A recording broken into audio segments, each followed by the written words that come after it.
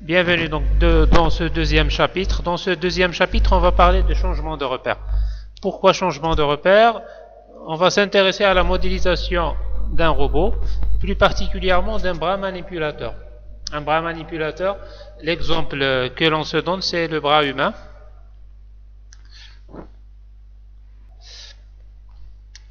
On va d'abord parler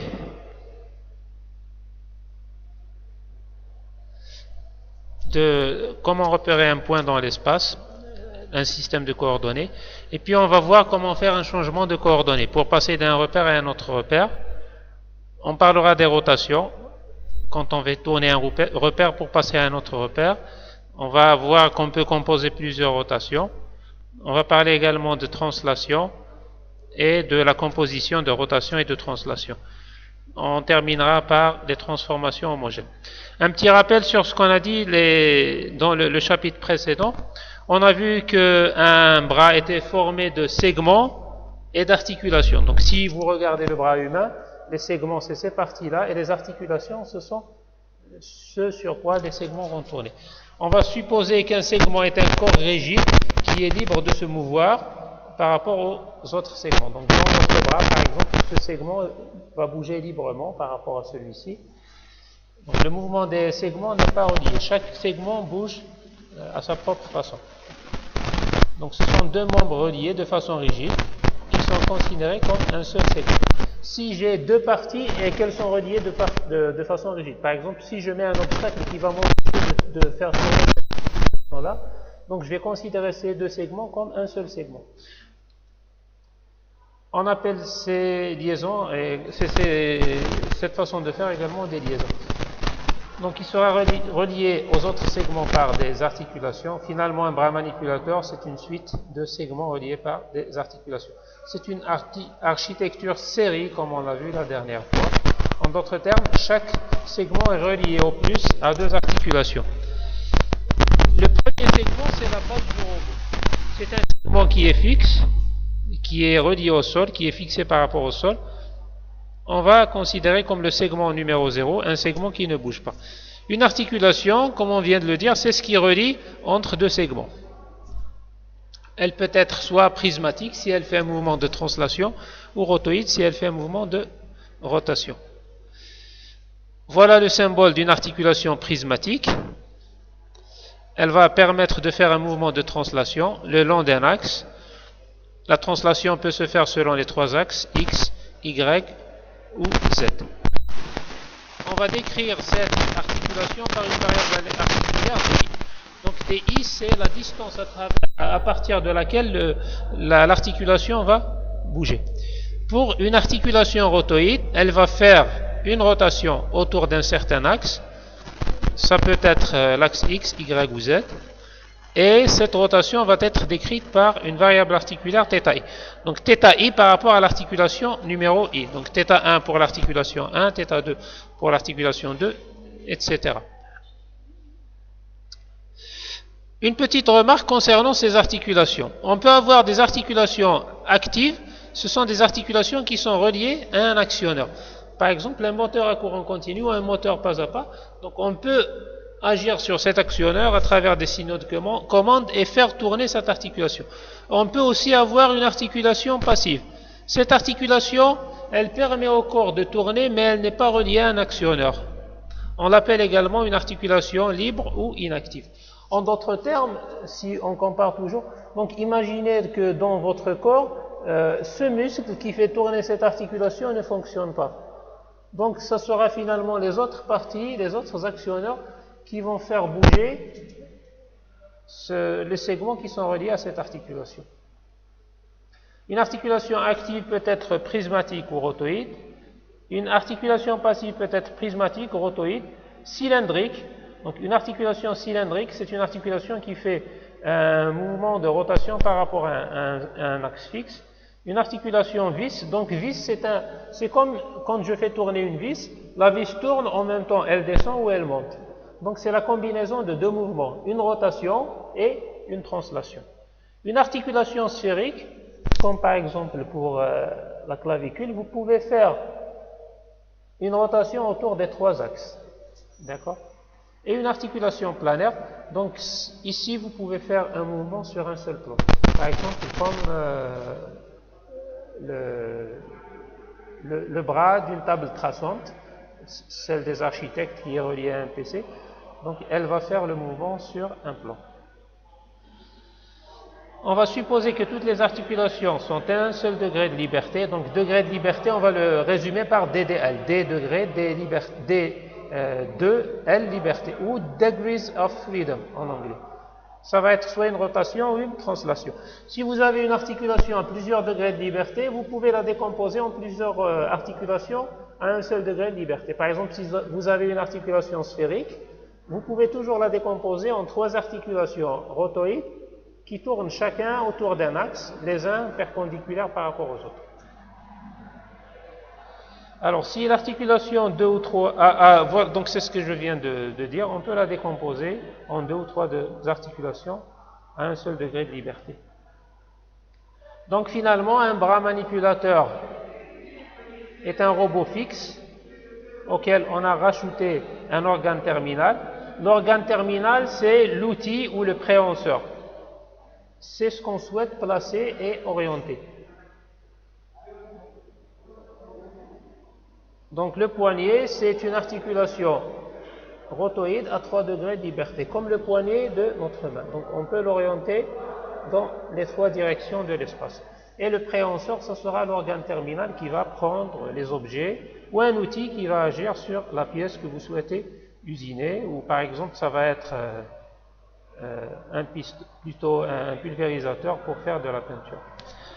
Alors, il faut bien regarder ce schéma pour comprendre la notation qu'on va utiliser par la suite. Vous avez un bras manipulateur. On a dit qu'un bras manipulateur est une suite de segments reliés en série, comme des résistances qu'on relie en série dans un schéma électrique. On va numéroter les segments à partir de l'indice 0. Et on va donner le numéro n au dernier segment. Donc finalement, on aura n plus 1 segments. Le premier segment, c'est la base. Il est fixe, il ne bouge pas. Il est relié au sol, c'est B0. On a appelé B pour dire body, body ou corps en anglais. Donc les segments, on les a appelés avec l'indice grand B, plutôt le symbole grand B. Donc chaque segment a un indice allant de 0 à n. Donc on aura n segments mobiles et un segment qui est fixe, qui constitue la base. Donc le segment numéro 1, par exemple, est situé entre 2 articulations. Le segment numéro 2, il est situé entre 2 articulations. Et le dernier segment, il possède une seule articulation avec l'organe terminal ou le préhenseur. Là, on va s'intéresser à l'organe terminal. Comme je l'ai dit tout à l'heure, l'organe terminal, on peut le voir comme la poignée d'une main. Donc, ça sera 3 articulations qui peuvent faire un mouvement de rotation autour des 3 axes. X, ici, Y et Z. Là, on suppose qu'il n'y a pas de translation et que le préhenseur fonctionne en tout ou rien. Le préhenseur, on va supposer que c'est une pince. Soit elle s'ouvre, soit elle se ferme. On va maintenant parler de comment repérer un point dans l'espace. Il existe, comme vous l'avez vu certainement, plusieurs façons de repérer un point dans l'espace. On peut utiliser par exemple des coordonnées cartésiennes. On peut également, pour notre robot, utiliser des coordonnées articulaires et opérationnelles. Alors, les coordonnées articulaires, ce sont les coordonnées de chaque articulation dans son propre repère. Là, je vais définir un repère pour chaque articulation. C'est un repère local pour l'articulation. Comme on l'a vu au début, si c'est une articulation rotoïde, ça sera un angle. Si c'est une articulation prismatique, ça sera le déplacement de cette articulation. Sur ce schéma, vous voyez la base et puis vous voyez une première articulation. Là, pour cette première articulation, je vais définir ma variable articulaire par le déplacement D2. on a également une variable articulaire qui est une rotation. Donc là, je vais définir ma variable articulaire par θ1, qui est la rotation de cette articulation. Je vais définir également le déplacement de la troisième articulation par la variable des trois. Donc finalement, j'ai trois articulations. Une articulation rotoïde, qui est là, c'est la première. Une articulation prismatique, c'est la deuxième des deux. Et une articulation prismatique également, c'est des trois. Les variables articulaires de ce bras sont θ1, D2 et D3. Pour situer un objet dans l'espace, on a besoin de 6 degrés de liberté. Les 3 premiers degrés de liberté vont nous permettre de désigner la position en coordonnées cartésiennes, par exemple, de la position d'un point de ce solide. Bon, ce qu'on appelle objet ici, ça sera un corps rigide, donc quelque chose qui ne se déforme pas. En d'autres termes, la distance entre chaque deux points de ce solide ou de ce corps est constante. Il suffit de connaître la position d'un seul point et l'orientation de ce solide pour connaître la position de tous les points. Donc finalement, je dois connaître la position en coordonnées cartésiennes d'un point et je dois connaître l'orientation du solide. Généralement, le point qu'on considère est le centre de gravité de notre objet ou de notre solide. Mais on peut prendre n'importe quel point. Donc ce point-là, on va l'appeler OI. Donc je vais connaître les coordonnées de mon point OI, par exemple, pardon, là c'est le point P. Donc je vais connaître les coordonnées de mon point P, XP, YP et ZP. Par la suite, je dois aussi connaître l'orientation de mon solide. Donc l'orientation de mon solide, au fait, ça va être l'orientation d'un repère qui est relié à mon objet. Ici, ça va être l'orientation du repère XI, YI, ZI par rapport au repère de la base X0, Y0, Z0. Donc finalement, pour connaître, donc retenez le terme de situation, la situation d'un objet regroupe à la fois sa position et son orientation. Donc position ou situation égale position plus orientation. On a besoin de 6 informations. 3 informations pour la position du point et 3 informations pour son orientation. On va définir la position de ce point. D'abord, on va s'intéresser seulement au point P. Là, on parle d'un point, on ne parle pas d'un solide.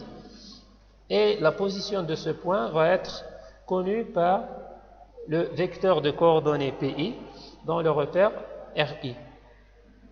On va la noter PI. Alors ici, il faut faire attention, il y a 2 repères. Le repère I qui est local et qui est relié au solide, et le repère 0 qui est fixe et qui est relié au sol ou à la terre. Donc le point P va avoir des coordonnées PI dans le repère RI. Donc ce repère RI va posséder une base XI, YI, ZI et une origine OI. Bon, on la voit ici, on la voit également ici. Là, le repère I, comme on le voit ici, il est relié à notre solide. Donc on va noter ce repère OI, XI, YI, ZI. Donc l'origine et les 3 vecteurs de la base du repère. Pour alléger la notation et ne pas introduire trop de variables, on va confondre les axes avec les vecteurs unitaires. En fin de compte, les axes sont XI, YI, ZI et les vecteurs unitaires vont être également XI, YI, ZI. C'est juste une façon d'alléger les notations pour ne pas introduire trop de variables. Donc finalement, ce qu'on a introduit ici, c'est juste des conventions de notation. On va maintenant voir comment passer d'un repère 0 à un repère 1 en faisant une rotation autour d'un axe. Et comment vont s'exprimer les coordonnées d'un point dans un repère en fonction des coordonnées dans un autre repère. On va considérer un repère fixe, le repère qui est en noir ici, x0, y0, Z0 avec une origine au 0, qu'on appellera espace opérationnel ou espace des coordonnées opérationnelles. Donc finalement, l'espace des coordonnées opérationnelles, c'est l'espace par rapport au repère fixe. C'est le repère qui est relié à la base. Donc vous voyez la base B0, on va définir un repère qui est relié à la base, qui ne bouge pas, puisque la base est fixe par rapport au sol. Et puis on va définir un deuxième repère, R1, qu'on va obtenir par une rotation du repère initial, R0, autour d'un axe quelconque. On va supposer qu'avant la rotation, les deux axes ont la même origine. Donc finalement, même après la rotation, les axes vont toujours avoir la même origine. On va définir la matrice de rotation du repère R1 par rapport au repère R0. Donc faites attention à cette façon de noter. Donc R1, 0, c'est la matrice de rotation du repère 1, l'indice est en bas, par rapport au repère 0, l'indice est en haut. Je rappelle que dans le repère R0, les vecteurs de base sont x0, y0, z0. On a confondu les vecteurs unitaires avec les axes. Et dans le repère R1, les axes sont x1, où les vecteurs de base sont x1, y1 et z1. Ce qu'on va essayer de faire, c'est d'exprimer les vecteurs de base ou les vecteurs unitaires dans le repère R1 en fonction des vecteurs unitaires dans le repère R0 et inversement. On va exprimer les vecteurs dans le repère R0 en fonction des repères R1. Alors, là, le point va indiquer le produit scalaire. Le produit scalaire entre deux vecteurs va nous donner une quantité scalaire. D'accord? En d'autres termes, si vous faites le produit scalaire d'un vecteur par un autre vecteur, vous projetez le premier vecteur sur le deuxième. Alors là, on va voir en rouge x1 dans R0, y1 dans R0 et z1 dans R0. Donc, cette première colonne va représenter les coordonnées du vecteur de base x1 dans la base R0. Donc, les coordonnées du vecteur de base x1 dans R0 sont x1.x0, x1.y0 et x1.z0. En fin de compte, on dit tout simplement que pour trouver les coordonnées de x1 dans R0, on va projeter x1 selon l'axe x0, on va projeter x1 selon y0 et x1 selon z0. On va faire la même chose pour y1 et on va faire la même chose pour z1. Alors la même chose, si je veux trouver les coordonnées de x0, le vecteur de base dans R0, dans le repère R1, je vais projeter x0 selon les trois axes, x1, y1 et z1. Donc x1, x0, ça va être la composante de x0 selon x1, la composante de x0 selon y1 et la composante de x0 selon z1. Même chose pour les autres vecteurs. Donc finalement, les colonnes vont représenter les coordonnées de la base de R1 dans R0 et les lignes vont représenter les coordonnées de la base de R0 dans R1. Donc x0, y0 c'est la base de R0, x1, y1, z1 c'est la base de R1. Et là, comme je l'ai indiqué, le point c'est le produit scalaire. Donc cette matrice-là va représenter la matrice de rotation du repère R1 par rapport au repère R0. Maintenant, je vais utiliser cette matrice pour calculer les coordonnées du point P dans le repère R1 en fonction de le repère R0 en fonction de ses coordonnées dans le repère R1. Donc en fin de compte, je connais les coordonnées de mon point dans le repère R1 et je souhaite connaître ces coordonnées dans le repère R0. Comme on l'a dit au début, pardon, il y a deux systèmes de coordonnées. Les coordonnées articulaires, ce sont les coordonnées dans les repères mobiles. Et les coordonnées opérationnelles, ce sont les coordonnées dans le repère fixe, le repère R0. Donc ici, si vous voulez, les coordonnées opérationnelles, ce sont les coordonnées dans le repère 0, en d'autres termes P0. Et les coordonnées articulaires sont les coordonnées dans le repère R1, P1. Donc je connais P1, les coordonnées articulaires, et je souhaite connaître P0, les coordonnées opérationnelles. Je vais faire ça à travers la matrice de rotation pour passer du repère 1 au repère 0. Donc R1, 0, c'est la matrice d'orientation du repère R1 par rapport au repère R0, ou c'est la matrice qui permet de passer des coordonnées du repère 1 aux coordonnées du repère 0. Donc je connais P0, je souhaite connaître P1, je connais également R1, 0. Il suffit de multiplier la matrice R1, 0 par P1.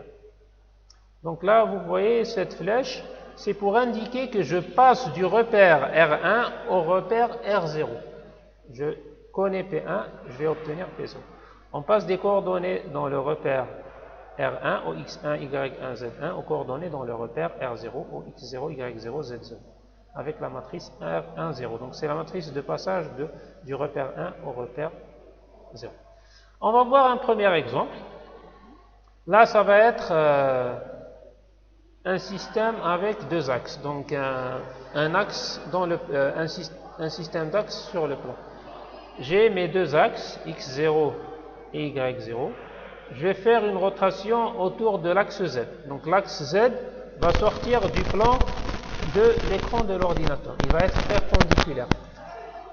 Je vais faire une rotation dans le sens positif, donc le sens des doigts de la main droite. Une rotation de θ. Donc mon repère initial est x0, y0, les vecteurs de base, et mon repère après rotation va être x1, y1. Je souhaite connaître les coordonnées de x1 et de y1 dans le repère x0 et y0, ou inversement, x0 et y0 dans x1 et y1. Donc pour connaître les coordonnées de x1 dans le repère R0, je vais projeter x1 sur les axes x0 et y0. Pour projeter x1 sur x0, je vais faire le produit scalaire de x1 par x0. Donc le produit scalaire de deux vecteurs, comme vous le savez, c'est la norme du premier vecteur fois la norme du deuxième vecteur fois le cosinus de l'angle entre ces deux vecteurs. Ici, c'est des vecteurs unitaires. Donc la norme de x0 c'est 1, la norme de x1 c'est 1, et l'angle entre les deux c'est θ. Donc ça va être tout simplement 1 fois cosinus θ. Je peux obtenir la même chose en projetant, donc la longueur de ce segment, ça va être l'hypoténuse fois le cosinus de θ. Et comme là, on aura donc une longueur égale à l'unité pour x1, la projection, ça sera 1 fois cosinus de θ. Alors, la même chose pour y1. Donc, y1, je vais le projeter sur cet axe-là. L'angle entre x1 et y1, donc là, vous avez également cet angle-là, entre x1 et y0, pardon. Donc ça va être x1 que je vais projeter sur y0. Donc l'angle qui est ici, ça va être pi sur 2 moins θ. Donc cosinus de pi sur 2 moins θ égale à sinus de θ. Donc finalement, ça sera sinus de θ. Alors comme ces axes sont perpendiculaires sur l'axe Z, donc l'angle est égal à pi sur 2, cosinus de pi sur 2 égale 0, donc on aura un 0 selon la composante Z. Alors même chose, maintenant, pardon, je vais projeter les axes x0, plutôt mon axe y1 ici, sur les deux axes x0 et y0. Donc x0 par rapport à y1 par rapport à l'axe x0, donc il va faire un angle de pi sur 2 plus θ. Donc cosinus de pi sur 2 plus θ égale à moins sinus θ. Et par rapport à y0, donc cet angle-là est égal à celui-ci, donc ça sera cosinus θ. Donc finalement, je peux exprimer, donc je vais tout simplement remplacer ces valeurs-là, par exemple x1 cosinus θ pardon, x1, x0, je vais le placer ici. Donc x1, x0, ça sera cosinus. x1, y0, je vais le placer ici. Donc ça sera sinus. Et je remplis cette matrice. Donc bien sûr, pour l'axe z, z0 fois z1 égale. Donc pour la dernière partie, ça sera 1, 1. Donc là, j'ai obtenu ma matrice de passage pour ce système d'axes.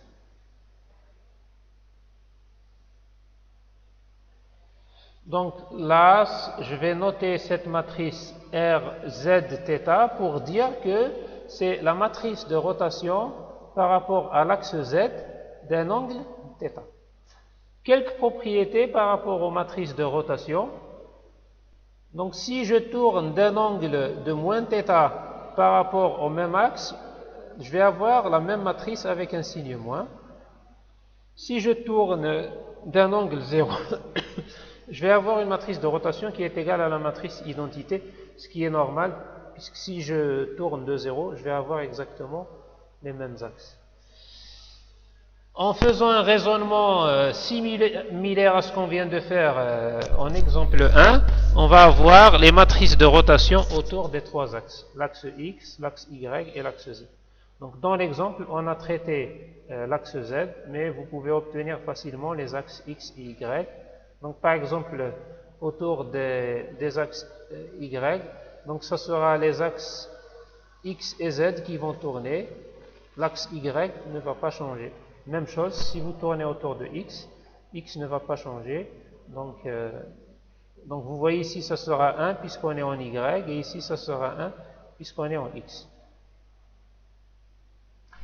Maintenant, on souhaite obtenir la matrice de rotation inverse. En d'autres termes, j'ai la matrice qui me permet de passer du repère 1 au repère 0. Je souhaite obtenir la matrice qui me permet de passer du repère 0 au repère 1. Donc je tourne de θ autour d'un axe. Maintenant, je tourne de moins θ de cet axe-là vers le premier axe. Donc je connais les coordonnées de P dans le repère x0, y0, z0, qui est le repère opérationnel, et je souhaite connaître ces coordonnées dans le repère I, OX, Y, IZI, qui est le repère articulaire. La matrice R10, c'est une matrice orthogonale. C'est quoi une matrice orthogonale? C'est une matrice qui, quand on la multiplie par sa transposée, nous donne la matrice identité. En d'autres termes, la matrice qui nous donne l'identité, quand on la multiplie par elle-même, c'est la matrice inverse. Donc finalement, la matrice inverse d'une matrice orthogonale est égale à sa matrice transposée. En d'autres termes, il est très simple de connaître la matrice inverse d'une matrice orthogonale. Il suffit de calculer la transposée de cette matrice. C'est une particularité des matrices de rotation. Elles sont orthogonales. Donc, on n'a pas besoin de calculer leur inverse, il suffit de calculer leur transposée, ce qui facilite beaucoup les calculs. Donc, d'après la relation précédente, on sait que pour passer de P1 à P0, je dois multiplier les coordonnées de mon point P dans le repère R1 par la matrice 1, 0. Donc 1, 0, je passe de 1 vers 0. Donc pour passer de 0 vers 1, je dois trouver la matrice R01, ou la matrice qui me permet de passer de 0 vers 1. Et on a vu que cette matrice est égale à l'inverse de cette matrice qui est elle-même la transposée de cette matrice. Donc R10 est égal, plutôt R01, donc la matrice qui nous permet de passer du repère 0 au repère 1, c'est la matrice inverse de R10 et c'est la matrice transposée de R10. Donc c'est cette relation-là qu'on doit retenir. On va parler maintenant de composition de rotation. En d'autres termes, je passe d'un repère R0 vers un repère R1 en faisant tourner le repère R0 par une première rotation, puis je passe du repère R1 au repère R2 par une autre rotation, ainsi de suite. je vais obtenir une dernière rotation en passant du repère Rn-1 vers le repère Rn. Maintenant, je souhaite connaître la matrice qui me permet de passer du repère N au repère R0. On revient sur le schéma initial. Donc vous connaissez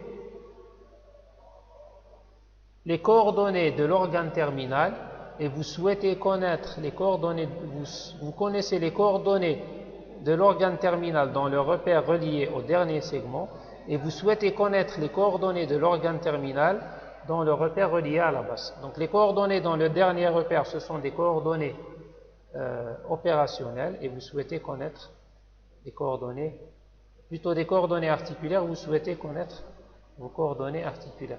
Bien sûr, pour connaître ça, vous devez connaître les rotations de chacun de ces segments.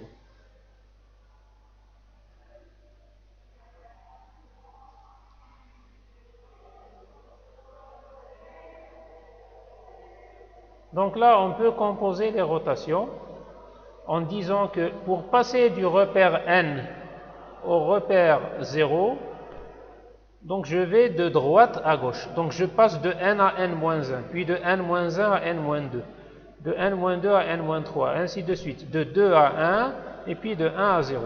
Donc ça se passe de bas en haut et de droite à gauche. Donc toute cette matrice-là, on va l'appeler la matrice Rn0. C'est la matrice rotation pour passer du repère N au repère 0.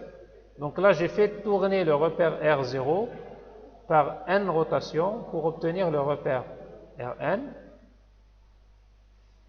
Et là, vous avez la matrice de passage qui vous permet de connaître les coordonnées du point P dans le repère R0 si vous connaissez ces coordonnées dans le repère N. Donc c'est la matrice de passage du repère N au repère 0. Il existe plusieurs façons de caractériser une rotation. En d'autres termes, vous devez avoir ces trois informations, ces trois rotations par rapport à trois angles. Précédemment, on les a vus par rapport aux angles X, Y et Z, mais ça peut se faire par rapport à trois axes de votre choix. Donc parmi ces axes, le choix de ces axes, on peut parler des angles d'Euler. Donc c'est un choix particulier des axes qui vous permet d'obtenir un ensemble de trois rotations.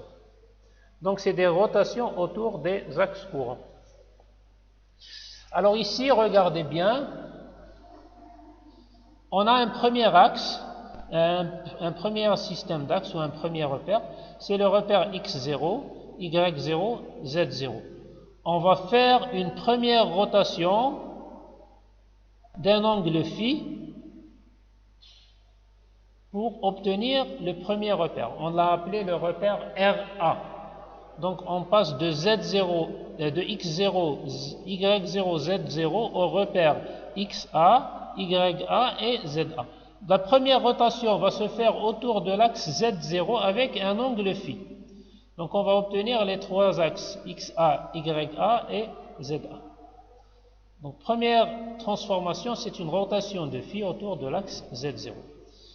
Une fois qu'on a obtenu ce premier repère, XA, YA, ZA, on va tourner maintenant autour de l'axe Y, l'axe courant bien sûr. Donc je vais tourner autour de l'axe YA du nouveau repère, avec un angle θ. Donc là, le Y ne va pas changer, YA et YB vont être les mêmes. XA va devenir XB et ZA va devenir ZB. Donc la deuxième transformation, c'est une rotation de alpha autour de YA. Troisième transformation, on revient à l'axe Z, mais ça sera toujours l'axe courant.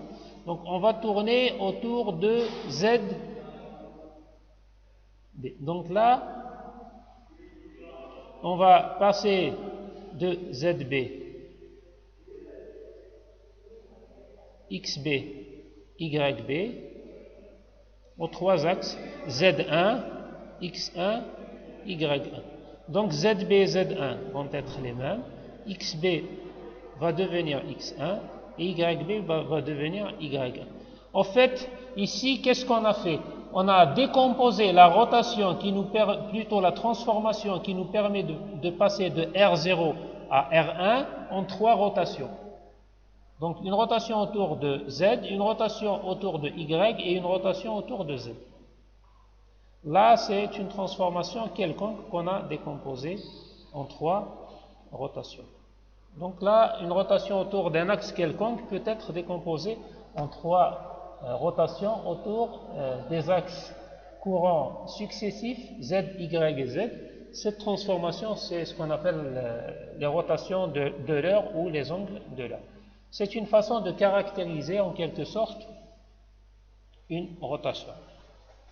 Alors, on va essayer d'obtenir la matrice de transformation associée aux 3 rotations qu'on vient de décrire. On va utiliser les 2 relations suivantes. On va utiliser cette relation qui nous permet de décrire la rotation d'un axe 0 vers un axe n, et on va utiliser les définitions des 3 rotations autour des axes x, y et z. La première rotation, comme vous le voyez, c'est une rotation autour de l'axe z. Donc je vais prendre, donc toujours on va de droite à gauche. Donc si je regarde la rotation autour de l'axe z, j'aurai un 1 tout en bas, puis cosinus sur la diagonale, moins sinus sur l'autre diagonale. Donc vous voyez, la première transformation va être la dernière. Donc on va en ordre inverse. Donc là, ça va être la rotation dans cet axe-là, puis la rotation selon l'axe θ et la rotation selon l'axe. Donc voilà la première, voilà la deuxième, et voilà la troisième. Donc RZ phi, RZ, RYθ et RZ. Donc là, c'est la transformation qui nous permet de passer de l'axe du repère R0 au repère R1. Donc si je fais le produit de ces 3 matrices, on obtient la matrice suivante. Alors ici, en fait, il y a une convention de notation. Par exemple, le C, c'est cosinus. Donc quand j'écris C de θ, c'est cosinus de θ. S de θ, c'est sinus de θ. C'est une façon d'alléger les notations pour avoir des matrices compactes qui ne prennent pas beaucoup de temps, ou plutôt beaucoup d'espace à être écrites. Dans ce qui vient de passer, on a parlé uniquement de rotation. En d'autres termes, on a considéré uniquement des articulations rotoïdes. On va parler maintenant de combinaison de rotation et de translation. En d'autres termes, on aura des articulations rotoïdes et des articulations prismatiques.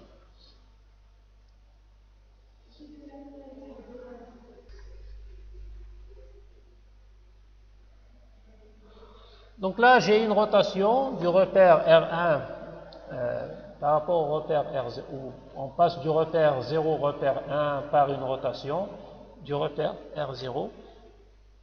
Je peux également passer du repère 0 au repère R1 par une translation, et je vais appeler cette translation D1, 0. Donc si je compose les deux, les coordonnées du point P dans le repère R0 vont être données par l'expression suivante. R1, 0 fois P1 plus D1, 0. P1, ce sont les coordonnées du point 1 dans le repère R1. Et D1, 0, c'est la translation du repère R1 par rapport au repère R0. On va parler maintenant de transformation homogène.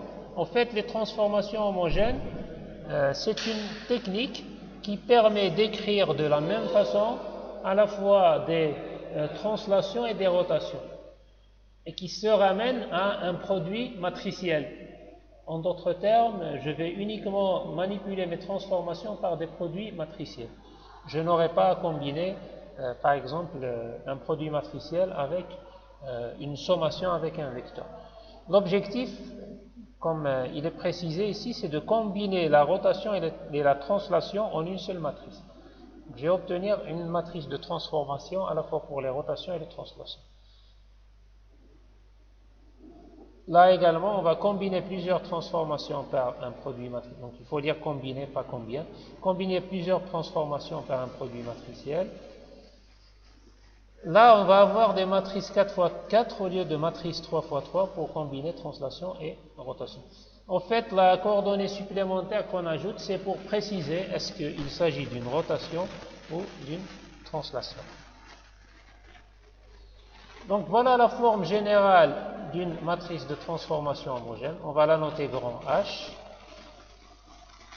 Elle apparaît comme une matrice qui va comporter deux blocs, un bloc grand R, un bloc petit d. Le bloc grand R va représenter la rotation et le bloc petit d va représenter la translation. Le bloc grand R, ça sera une matrice 3x3. C'est une matrice rotation. C'est l'ensemble des matrices, comme on l'a dit précédemment, des matrices orthogonales, des matrices qui sont dont l'inverse est égal à la transposée. Et D, ça sera un vecteur de R3, un vecteur qui va comporter trois composantes. Et le 1 ici, ça sera un scalaire. Donc, comme je l'ai dit, S03, c'est l'espace des matrices orthogonales. Je rappelle, c'est quoi une matrice orthogonale? C'est une matrice qui est égale à sa transposée. Donc, on l'a précisé ici. Par exemple, R10, c'est une matrice orthogonale. Si je multiplie la matrice par sa transposée, je vais obtenir la matrice identique. En d'autres termes, l'inverse d'une matrice orthogonale est égal à sa matrice sa transposée.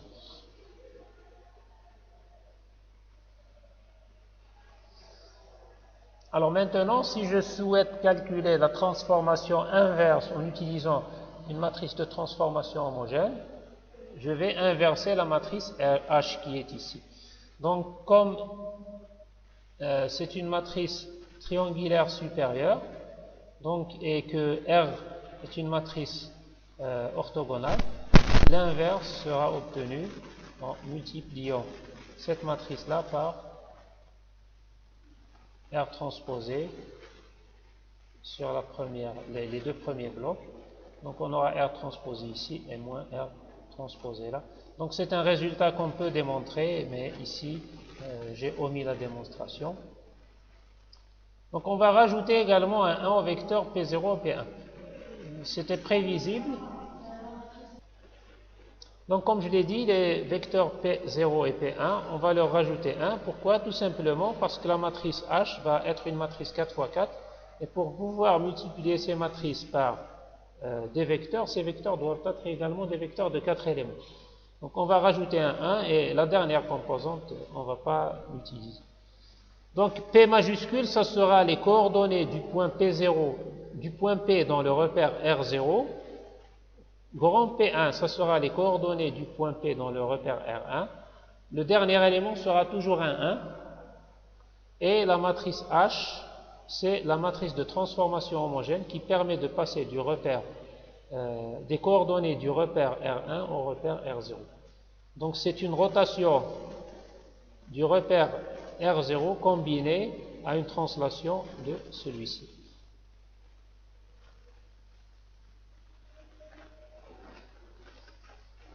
On va voir maintenant les matrices de transformation homogène qui correspondent soit à une translation ou à une rotation selon les trois axes X, Y et Z. Donc selon l'axe X, si vous faites par exemple une translation de A selon l'axe X, vous allez avoir la matrice de transformation homogène suivante. Et la notation sera la suivante, trans XA. Translation de X selon l'axe A. Donc, voilà où on va placer le A.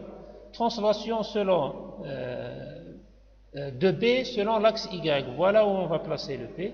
Translation de C selon l'axe Z. Donc, le vecteur D, il est là. D'accord? Donc, la composante de D selon X, la composante de D selon Y et la composante de D selon Z. Pour les trois autres matrices, Donc c'est les rotations autour de X, de Y et de Z. Bon, en fait, on va réutiliser les expressions qu'on a vues précédemment.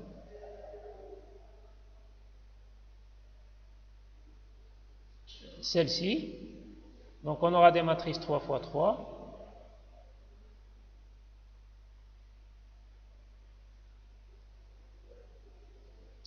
Donc voilà par exemple. Donc ça sera uniquement les 3 premières lignes et les 3 premières colonnes. Le reste, on aura des 0 ici, des 0 ici et un 1 au dernier élément de la matrice. Donc voilà la matrice R. La matrice R est là, elle est là, elle est là également. Donc en résumé, la matrice R, elle est ici, le vecteur D, il est là. D'accord? Donc ces informations-là, la dernière ligne, en d'autres termes, on n'utilise pas. Donc toutes les informations sont contenues dans les 3 premières lignes et les 4 colonnes. On va voir un exemple. On va calculer la matrice de transformation homogène correspondant à une rotation alpha autour de l'axe X, suivie par une translation de longueur B selon l'axe X toujours, puis une translation de D le long de l'axe Z et une rotation de θ autour de l'axe Z. Alors, on va suivre les transformations une par une. Donc la première, on a dit une rotation de alpha autour de X, elle est là. Une translation de B autour de X, elle est là. Une translation de Z,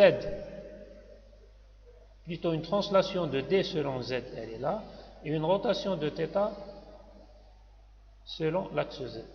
Et puis ces matrices-là, je vais les obtenir en utilisant le tableau que j'ai ici. Par exemple, rotation de X alpha, je vais venir ici et je vais remplacer tout simplement par cette matrice. Translation de B autour de X, donc je vais prendre ça et je vais remplacer A par B. D'accord? Et puis je vais faire le produit de ces matrices dans l'ordre qui est indiqué ici. Après calcul, on va obtenir l'expression suivante.